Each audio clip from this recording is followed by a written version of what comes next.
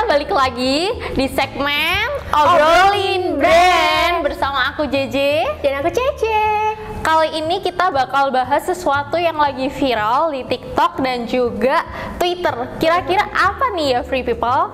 Jadi nih J dan Free People, di TikTok sekarang tuh beberapa bulan terakhir ini itu lagi rame banget para selebtok ya, berarti ya selebtok ini dan netizen Twitter itu banyak yang mengkomentari nih kayak sebenarnya efektivitas penggunaan selebgram kayak kita endorse gitu ke brand kita tuh masih worth nggak sih? Karena ada beberapa nih yang curhat kayak aku endorse nih sekian puluh juta tapi ternyata flop, atau aku udah kasih barang ngepost di beberapa selebgram atau selebtok ternyata salesku nggak meningkat. Nah itu tuh sekarang lagi rame banget diperbincangkan di Twitter dan di TikTok khususnya.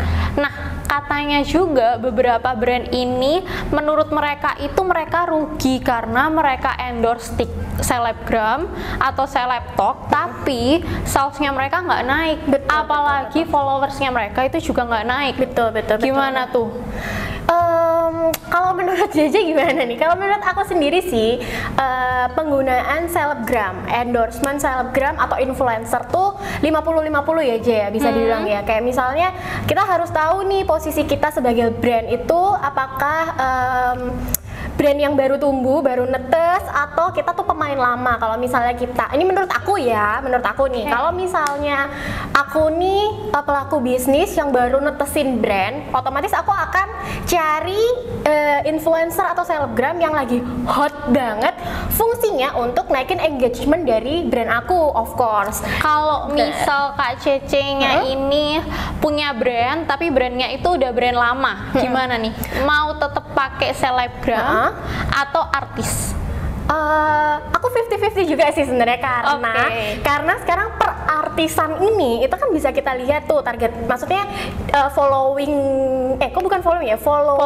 dari si artis itu tuh apakah masuk ke target marketnya kita. Karena si JJ tadi kan tanya kalau misalnya aku pemain lama ya, misalnya taruhlah aku pemain lama di tas-tas mahal misalnya ya, tas-tas luxury brand. Kita bahas gitu luxury brand ya. Luxury brand gitu ya misalnya. Otomatis aku akan cari artis-artis yang golongannya nih sosialita, of course. Nggak mungkin dong aku masuk ke artis-artis yang jarang nih kelihatan pakai tas-tas mahal. Misalnya dia artis yang sukanya pakai lokal brand gitu-gitu. Terus tiba-tiba aku endorse dia untuk tas mahal, otomatis tidak sesuai sama target marketnya. Tapi ada nih sebenarnya luxury brand juga. Kalau misal luxury brandnya itu ngendorse-nya selebgram atau seleb TikTok, bukan artis. Tapi engagementnya mereka, followersnya mereka itu nggak naik banyak. Terus gimana? Itu salah seleb TikToknya, selebgramnya, atau seharusnya mereka ngendorse artis aja tuh? Kok kayak kamu jadi menginterview aku? Balik lagi, kalau menurut aku sih, dan menurut yang aku baca aja nih dari persepsi-persepsi yang muncul di Twitter dan TikTok. Menurutku kita kalau misalnya mau endorse nih, balik lagi misalnya aku punya brand luxury, tas luxury gitu ya, dari merek-merek luxury. Terus misalnya aku mau endorse di selebgram atau influencer, otomatis balik lagi ke apa yang mau aku cari. Kalau misalnya aku mau cari sales, maksudnya aku mau orang nih datang beli, otomatis aku akan cari influencer atau selebgram yang marketnya sama seperti yang aku mau. Tidak harus engagementnya tinggi pun tak apa, tapi tetap harus ada penjualan masuk, sales masuk gitu maksudnya. Tapi kalau misalnya aku mau cari engagement nih, ya aku akan cari yang hot topic banget, of course. Meskipun agak kadang tuh ada beberapa yang nggak nyambung kayak gitu-gitu kan sama brand kita. Betul, kan ada beberapa kita. kayak gitu. Benar. Kayak gitu. Nah gitu J dan Free People. Itu menurut aku sih, menurut aku pribadi, karena sekarang kan banyak tuh pelaku bisnis baru yang baru terjun terus kayak kemakan oh nih selebgram A nih followersnya banyak. Terus aku kemakan iklan, kemakan lihat followers Instagramnya selebgram, artis. Benar.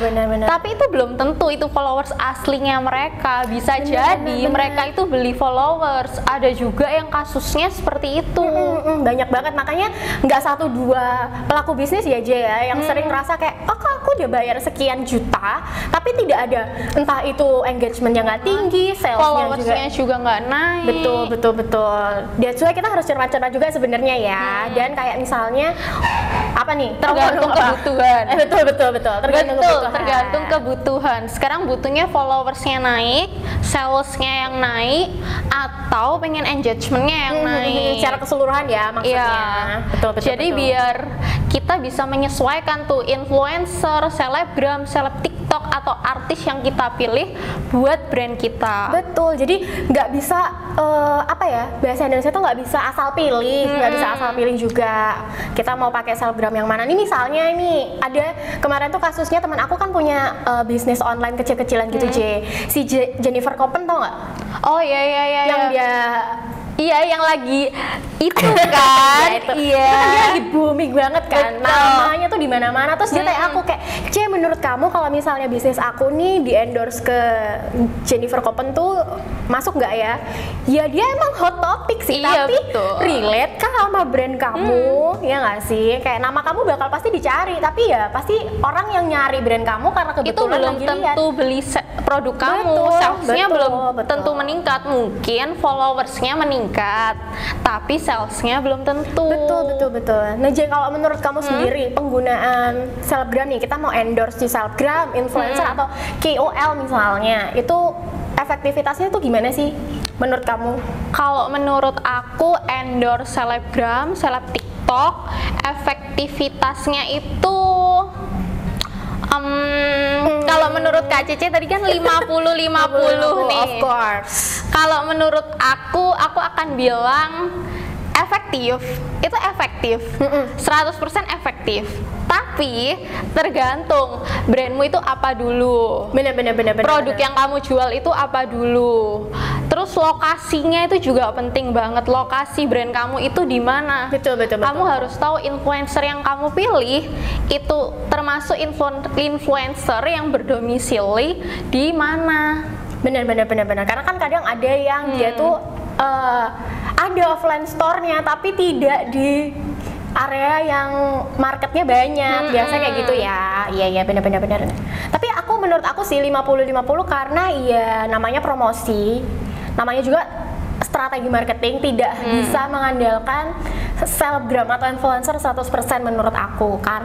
Tapi nggak menutup kemungkinan juga ada yang langsung booming gara-gara si influencer A, gara-gara si influencer B. Bisa jadi. Ya kan? Kayak misalnya apa ya?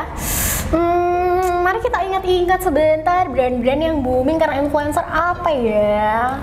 Kayaknya aku pernah tahu deh. Kayaknya ada ya. Ada. Mari kita itu banyak banget. Banyak kayaknya. Nanti kita akan input di bawah aja. Input. Iya.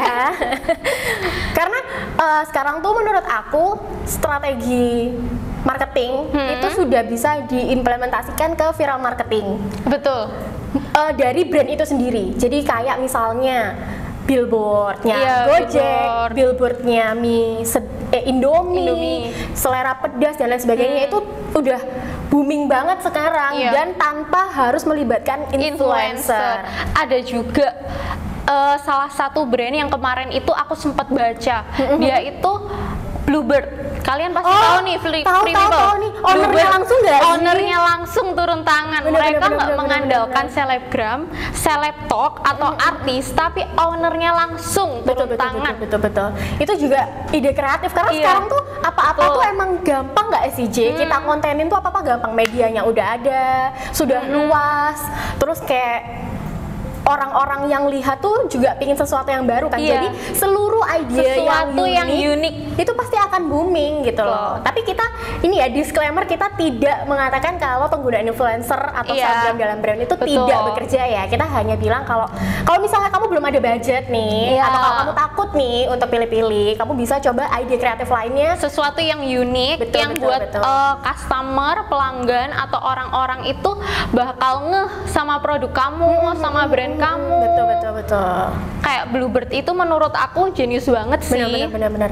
Kayak something kalau misalnya nih ada beberapa owner yang kayak aku nggak pede nih buat tampil kamera.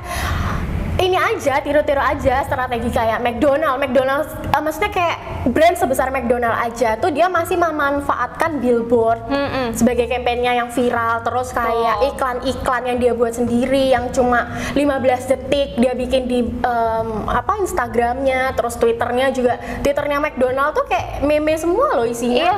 Jadi yang kemarin Coldplay juga itu kan salah satunya. Semua brand tuh pingin jadi Coldplay. Karena Coldplay mau konser.